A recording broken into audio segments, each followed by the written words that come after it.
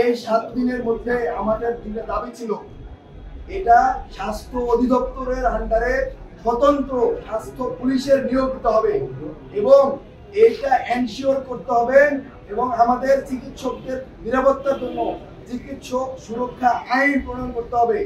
এই 7 দিনের মধ্যে যদি আমরা এই দুইটা সেবা পাই তাহলে আমরা আবার আউটডোর সেবা এবং রুটিন সেবায় ফিরে যাব।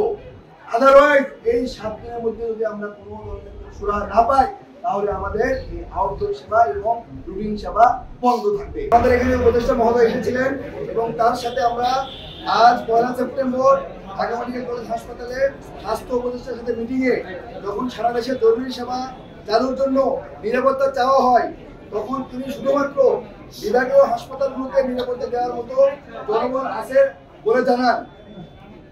তাই বিভাগীয় হাসপাতালগুলোতে 1:1, আমি আবার বলছি, একজন ডক্টর একজন সিকিউরিটি ফোর্সের সদস্য, সেটা হয়তো বা আর্মি হতে পারে, সেটা হয়তো বা পুলিশ হতে পারে, 1:1 সিকিউরিটি নিশ্চিত করে ঠিক তখনই যেসব হাসপাতালে এই সিকিউরিটি এনশিওর করা হবে শুধুমাত্র ইমার্জেন্সি সেবা চালু থাকবে। কোনো ধরনের রুটিন সেবা আউটডোর সেবা চালু থাকবে না, শুধুমাত্র ইমার্জেন্সি অপারেশন হবে 1:1।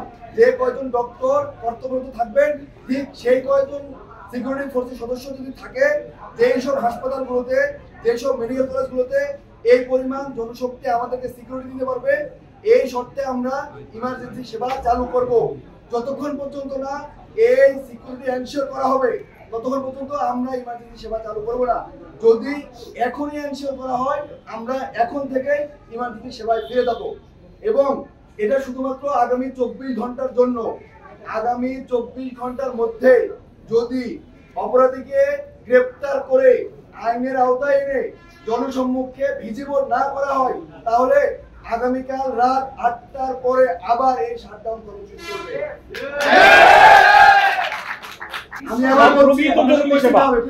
আমি শেষ করি, আগামী 24 ঘন্টা পর্যন্ত ইমার্জেন্সি সেবা চালু থাকবে শর্ত সাপেক্ষে।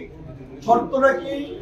যে হাসপাতালগুলোতে যে মেডিকেল কলেজগুলোতে ডক্টর যে কয়জন থাকবে ঠিক সেই কয়জনই পুলিশ অথবা আর্মি অথবা বিজিবি যদি তাদের উপস্থিত থেকে সিকিউরিটি এনশিওর করতে পারে, সিকিউরিটি এনশিওর করার পরে আমরা আমাদের ইমার্জেন্সি সেবা চালু করব।